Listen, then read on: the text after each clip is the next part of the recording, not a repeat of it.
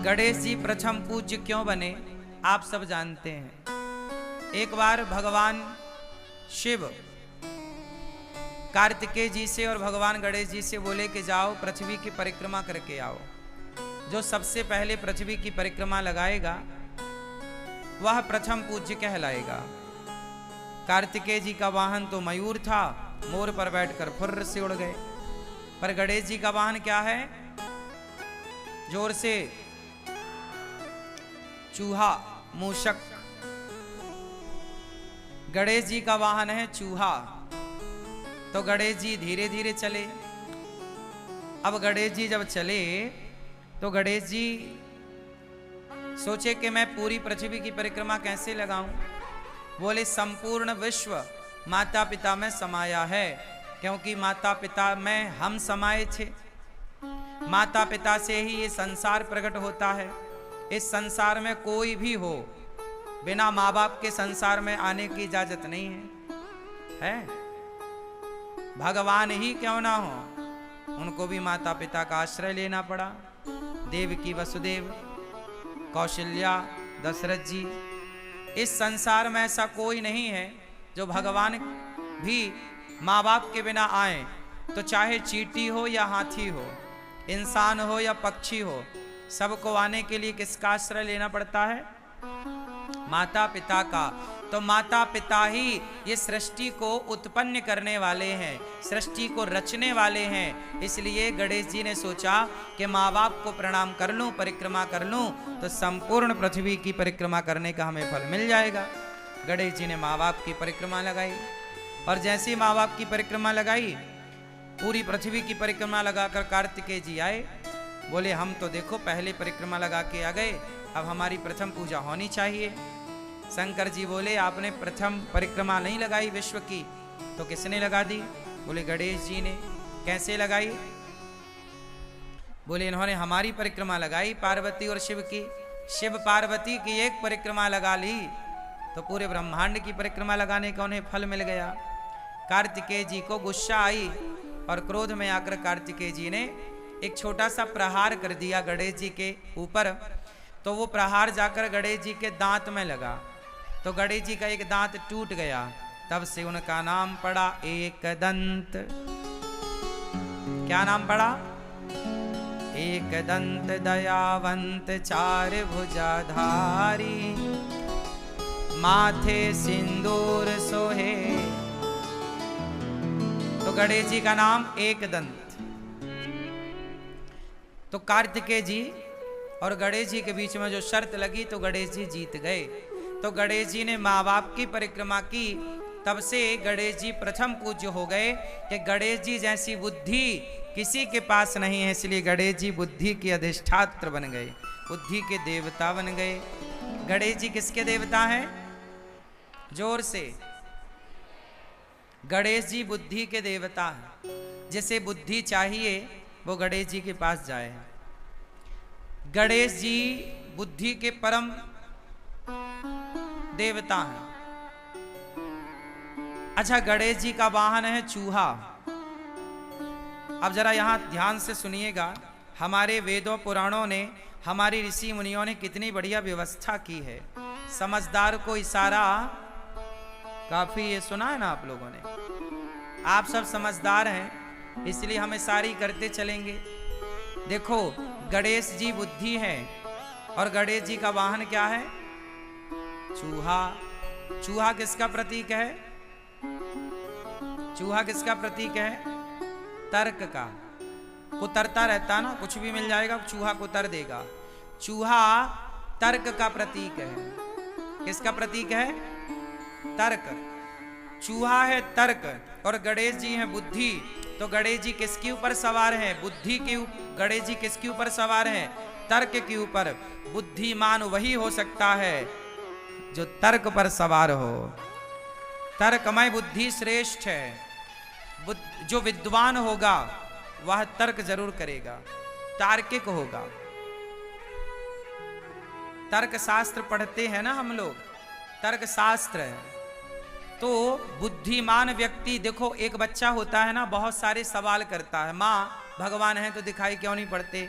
माँ गणेश जी की सूंड लंबी क्यों है? माँ गणेश जी के कान बड़े बड़े क्यों हैं? ऐसा बच्चा पूछता है ना आपसे। तो ये बच्चा जो पूछ रहा है उसके पूछने को ही तर्क कहते हैं। वो तर्क करता है। जैसे तर्क है, गणेश जी के कान बड़े क्यों हैं, ये तर्क है। ये क्या है? ये मैं इनसे प्रश्न कर रहा हूं, मतलब मैं इनसे तर्क कर रहा हूं, यही है तर्क। गणेश जी के कान बड़े बड़े क्यों हैं, ये क्या है? बोलो बोलो, क्या है ये? तर्क है। क्या है ये? तर्क। अच्छा, तर्क कौन कर सकता है? सवाल कौन कर सकता है? मूर्ख व्यक्ति कभी सवाल नहीं कर सकता। पढ़ा लिखा बुद्धिमान ही सवाल कर सकता है। सवाल करने वाला तार्किक है, मतलब पढ़ा लिखा है। छोटे छोटे बच्चे बहुत सारे सवाल करते हैं, क्योंकि उनके अंदर, वो अभी पढ़े लिखे तो नहीं है, पर उनकी जिज्ञासा है, तर्क है। तो तर्क कौन कर सकता है? बुद्धिमान व्यक्ति। एक बच्चा वो होता है जो अपने टीचर से बहुत सारे सवाल करता है। सर जी समझ में नहीं आया, ऐसा क्यों हुआ, ये ऐसा है तो ऐसा क्यों हुआ, वैसा है तो वैसा क्यों। जो बच्चा बहुत सारे सवाल करता है मतलब वो बुद्धिमान होगा। और जो बच्चा मास्टर से कुछ नहीं पूछता वो एक नंबर का बुद्धू होगा। बात सही है कि गलत है? जो ज्यादा सवाल करेगा वो कौन होगा? जोर से, बुद्धिमान। तो गणेश जी किस पर बैठे हैं? तर्क पर। गणेश जी बुद्धि हैं और सवार तर्क पर हैं। बुद्धिमान हमेशा तर्क करता है। ये गणेश जी का चूहे पर बैठने के पीछे का साइंस है, विज्ञान है। गणेश जी के कान बड़े बड़े होने के पीछे का विज्ञान बताओ आप। गणेश जी के कान बड़े बड़े क्यों हैं? ना बताओगे? गुस्सा हो क्या? गणेश जी के कान बड़े हैं इसलिए आपको मैसेज दे रहे हैं कि भैया ज्यादा से ज्यादा सुनो, ज्यादा से ज्यादा सुनो। ज्यादा, यदि आप ज्यादा सुनने लग जाएंगे अपने माता की, पिता की, सास की, ससुर की, पति की, पत्नी की, तो आप कभी झगड़े में उलझेंगे ही नहीं। जो ज्यादा सुनता है वो झगड़े में नहीं उलझता। जो कम सुनने वाले होते हैं, बोले मैं आपकी क्यों सुनूं, जो कहते हैं मैं आपकी क्यों सुनूं, वो झगड़ा जरूर करेगा। और जो सुन लेता है, सुन लो ना, माँ की, पिता की, पत्नी की, पति की, सुन लो। गणेश जी के कान, गणेश जी के कान, तो बताओ गणेश जी के कान बड़े क्यों हैं? आपको ज्यादा से ज्यादा सुनना है। आप लोग कम सुनते हो ना, इसलिए झगड़ा होता है। पर गणेश जी क्या मैसेज दे रहे हैं? ज्यादा सुनो। अच्छा, गणेश जी का मुंह दिखाई पड़ता है आपको? क्यों? गणेश जी के दर्शन करके बताओ, गणेश जी का मुंह दिख रहा है? हाँ या ना? हाँ या ना? हाँ या ना? जोर से।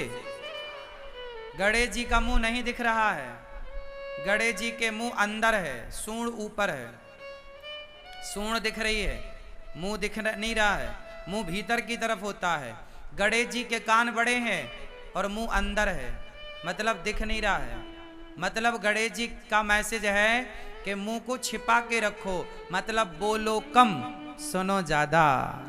कान बड़े रखो, मुंह को छिपा के रखो, बोलना। जो लोग कम बोलते हैं वो सुखी होते हैं। जो दिन भर बोलते हैं, ज्यादा बोलते हैं, बकवास करते हैं, वो किसी ना किसी उलझन में उलझते ही उलझते हैं। सही है? सारा झगड़ा कहां से होता है? मुंह से। महाभारत कहां से हुआ? द्रौपदी के मुंह से धोखे से निकल गया कि अंधों के अंधे होते हैं, दुर्योधन के लिए।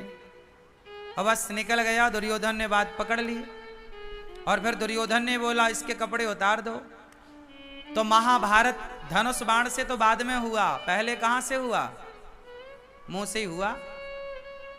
तुमने कहा कि अंधा है, अंधों के अंधे होते हैं, द्रौपदी ने कहा। तो दुर्योधन बोला मैं बदला लूंगा, इसने मुझे अंधा कहा, मैं इसके कपड़े उतारूंगा। भरी सभा में द्रौपदी को नग्न करने के लिए, निर्वस्त्र करने के लिए दुशासन पकड़ के ले आया और भरी सभा में द्रौपदी को निर्वस्त्र करने का प्रयास किया। अब आप समझो कि सारा झगड़ा कहां से हुआ? बोलो, मुंह से हुआ। इसलिए कहता हूं गणेश जी की तरह मुंह को छिपा के रखो, मतलब कम बोलो, कानों को थोड़ा बड़ा करो ताकि ज्यादा से ज्यादा आपको सुनने का अभ्यास हो। ज्यादा सुनो, कम बोलो। चलो, गणेश जी का पेट बड़ा है, बताओ क्यों? आप बताओ, गणेश जी का पेट बड़ा क्यों है? बताओ मेरी माँ। ज्यादा खाते हैं? नहीं, गणेश जी ज्यादा नहीं खाते। गणेश जी एकदम फिट हैं, पर पेट बड़ा के पीछे एक मैसेज है। गणेश जी का पेट बड़ा इसलिए है, समाज को समझाना चाहते हैं कि भैया परिवार की बातों को पेट में ही रखा करो, पचा लिया करो, परिवार की बातों को बाहर ना उगला करो। आप लोग जरा घर में झंझट होती है ना तो जाके पड़ोसन के घर रो लेती हो, सास ने ऐसा कह दिया, फलाने ने ऐसा कह दिया। आपके पेट में कुछ भी ठहरता नहीं है, सब उगल देती हो या उगल देते हो। इससे क्या होता है? संत जन कहते हैं अपने, एक दोहा बोल रहा हूं, फिर आप अर्थ बोलना, हमें उसका अर्थ नहीं आता, आप लोगों से जानेंगे आज। अपने अपने घरन का दुख ना कहियो रोई, सुन इठले हैं लोग सब, बांट न ले हैं कोई। अपने अपने घरन का दुख ना कहियो रोई, सुन इठले हैं लोग सब, बांट न ले हैं खोए। आप सब अपने घर का दुख किसी से मत कहो, क्योंकि दुनिया सुनती है आपके संग रो रो कर, और आपका दुख रो रो कर दुनिया सुन लेगी। आपके जाने के बाद हंस हंस कर लोग बताते हैं कि देखो इसके घर ऐसा हो गया, इसका पति ऐसा है, इसकी पत्नी ऐसी है, इसका परिवार ऐसा है, इसका बेटा ऐसा है। इसलिए अपने घर की बातें कभी कितना भी अपना हो मत बताओ, पचाओ। इसलिए गणेश जी का पेट बड़ा, कुछ बातें पेट में, हर चीज बताने की नहीं। समझ में आई क्या? बोलो हाँ कि ना। बैठ जाओ अब मेरी माँ अच्छे से। अच्छा, गणेश जी खाते क्या हैं ज्यादा? जोर से क्या? लड़ुअन को भोग लगे। काय का भोग लगे? गणेश जी लड्डू खाते हैं, और हम भारत के लोग भी लड्डू खाते हैं। हम सनातनी लोग ना लड्डू ज्यादा खाते हैं। हमारे यहाँ मकर संक्रांति आती है तो लड्डू बनते हैं, गणेश उत्सव आता है तो मोदक बनते हैं।